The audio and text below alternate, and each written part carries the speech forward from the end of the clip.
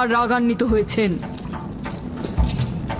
আমি দুর্ভিক্ষ দেখতে পাচ্ছি, যা ফারদানের জনগণের জন্য শুষ্ক মৌসুম আর মৃত্যুর কারণ হতে যাচ্ছে। জনাবে আলী, আপনি একটু অপেক্ষা করুন, আমি ধর্মগুরুকে খবর দিচ্ছি। মহান ইস্তারকে সে রাগান্বিত করেছে।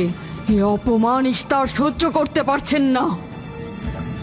কেউ একজন ইস্তারকে খেপিয়ে তুলেছে।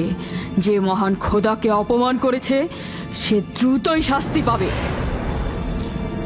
মহান ইস্তার তার বলি চাচ্ছেন। লাবান, কেন তোমার ভাগিনে ইয়াকুবের কুফরি বন্ধ করছো না? তোমরা তো ব্যাবিলনের জনগণের ইমানের মালিক। তার প্রশ্নের জবাব দিয়ে দাও। আমি তো গভর্নর, ধর্মগুরু নই। কিন্তু সে তোমার ভাগিনা এবং তোমার কন্যাদের স্বামী। আমি ফারদানের শান্তি আর নিরাপত্তায় নিয়োজিত, আমার ভাগিনার কার্যাবলী দেখার জন্য নয়। এই কারণেই তাকে শান্ত করতে হবে। সে ফারদানের শান্তি নষ্ট করছে। ফারদানের শান্তি ফিরিয়ে আনতে হবে, তা না হলে অতি দ্রুত ফারদানের বুকে দুর্ভিক্ষ নেমে আসবে, আর এটার দায়ভার সম্পূর্ণ ইয়াকুবের। কি করে করি বলো? ইয়াকুব এখানে ভেড়া রক্ষণাবেক্ষণের প্রধান ব্যক্তি, অর্থনৈতিক চালিকা শক্তিও বটে। আর ও কিনা হয়ে গেল এখানকার বদখদের প্রধান কারণ। হ্যাঁ, কারণ ও এখনো ইস্তারের কুফরি করেই যাচ্ছে। ইয়াকুব তো ব্যাবিলনের খোদাদের উপর ঈমান আনেনি, কিন্তু তারা তো কিছু বলেনি। ব্যাবিলনের খোদাদের প্রতি ঈমান না আনলেও তাদেরকে কখনো অবজ্ঞা করে কথা বলেনি। কিন্তু এখানে তো সে মহান ইস্তারকে অবমাননা করেই চলেছে। তুমি অবশ্যই তাকে শান্ত করবে। অবমাননা করে? অবশ্যই করে। তুমি কি কখনো ভেবে দেখেছো যে ব্যাবিলন রাজ্য কেন তোমাকে নিয়োজিত করেছে? তাহলে এটাও জেনে রাখো কেন আমাকে গভর্নর নিয়োগ করা হয়েছে। উত্তম হলো এটা জানা যে আমি ব্যাবিলন থেকে ফরমান গ্রহণ করি, না তোমাদের থেকে, না তোমাদের ইস্তার থেকে। যদি ইস্তারের মন্দিরের ধর্মগুরু বাবেল এই কথাগুলো তুলে ধরেন তবে কোনো অসুবিধা নেই তো?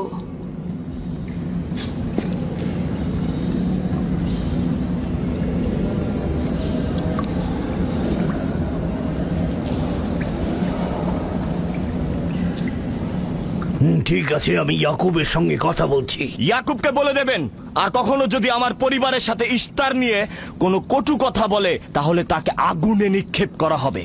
কুকুরের ছানা তার বাবা মার কাছে ঘেউ ঘেউ শেখার আগে নেকড়ের কাছে ছিন্ন ভিন্ন হয়ে যায়। তোমার নিজের জবানের হেফাজত করো। এবারের মতো ক্ষমা করে দিচ্ছি, পরের বার কিন্তু করব না।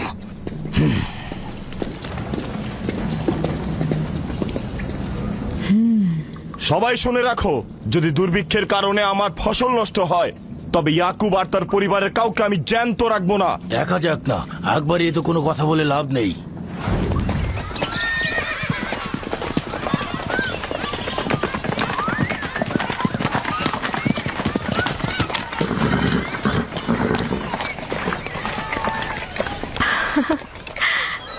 আব্বাজান এসেছেন।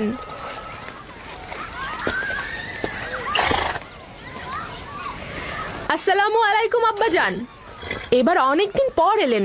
সালাম আব্বাজান, কি সৌভাগ্য আমাদের। ফাদ্দান আরামের মহৎ ব্যক্তি, দেশের গভর্নর তাহলে সময় পেলেন মেয়েদের দেখতে আসার। এই ইয়াকুবটাকে নিয়ে আর পারি না। কি হয়েছে আব্বাজান? আবারও কি ইস্তার মন্দিরের ধর্মগুরুরা অভিযোগ করেছেন? তার মানে ফারদানের এইসব দাঙ্গা হাঙ্গামা ধর্মগুরুদের ষড়যন্ত্র। ইয়াকুব এগুলোর সঙ্গে জড়িত নয়, তাই তো? আব্বাজান, আপনি খুব ভালো করেই জানেন ইয়াকুব রেসালাত আর নিজের কাজ ছাড়া অন্য কিছুই করে না। কয়েক হাজার বছরের প্রচলিত ইস্তার মন্দিরের সঙ্গে তার কি কাজ?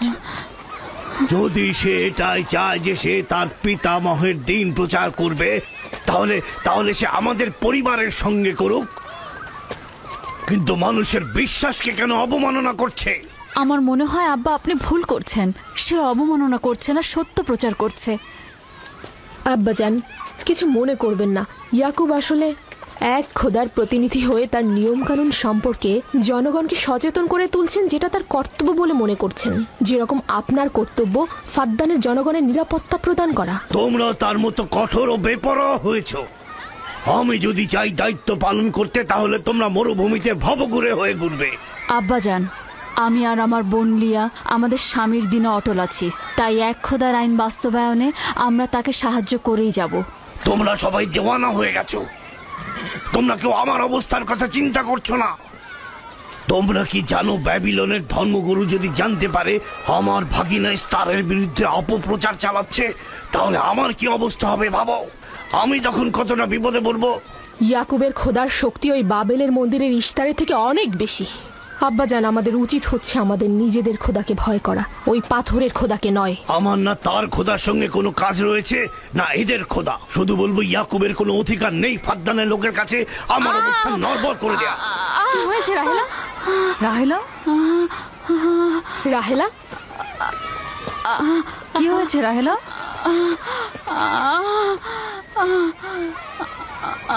রাহেলা, রাহেলা, কি হলো তোমার? এমন করছো কেন? আলহামদুলিল্লাহ, মনে হয় সময় হয়ে গেছে। যাও, ধাত্রীকে খবর পাঠাও। আচ্ছা আচ্ছা, যাও, চলো আমরা সবাই মিলে ওকে ঘরে নিয়ে যাই। হ্যাঁ চলো চলো, চলো ঘরে নিয়ে এই যে, যাই ওকে। আস্তে আস্তে পলাশ, বলুন জনাব। জাহাতুন মরুভূমিতে যাও, ইয়াকুবকে বলো এখনই যেন চলে আসে। খুবই দ্রুত যাও। জি আচ্ছা। আমার ঘোড়াটা নিয়ে যাও।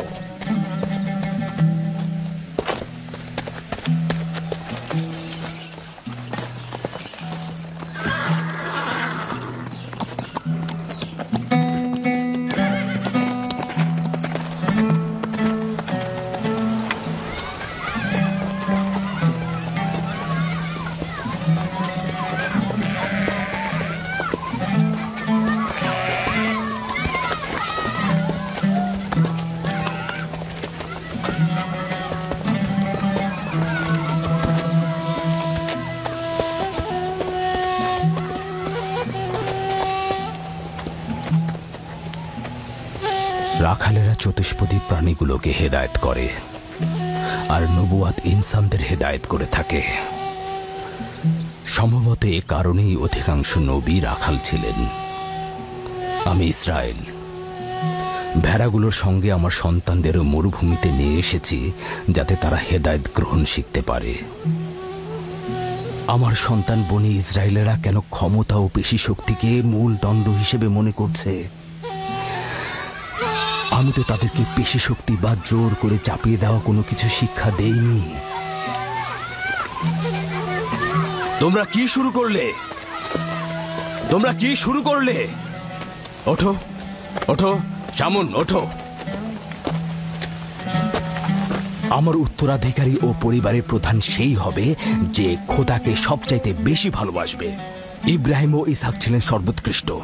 তার মানে এই নয় যে তারা অধিক শক্তিশালী ছিলেন। শক্তি দিয়ে সবকিছু জয় করা যায় না।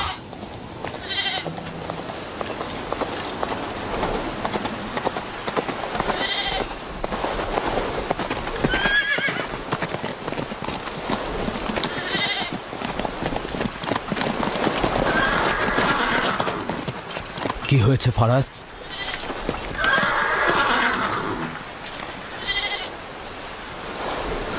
তোমরা ভেড়াগুলোকে নিয়ে আসো।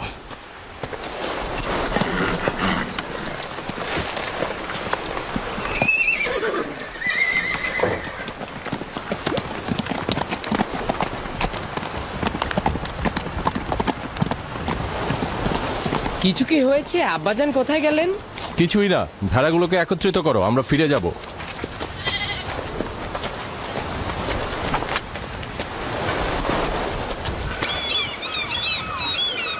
বেল, হ্যাঁ, রাহেল তো তোমার সতীন। রাহেলের সঙ্গে তোমার অনেক ভালো সম্পর্ক দেখছি। ওই সন্তান না থাকায় ভালো সম্পর্কটা ছিল।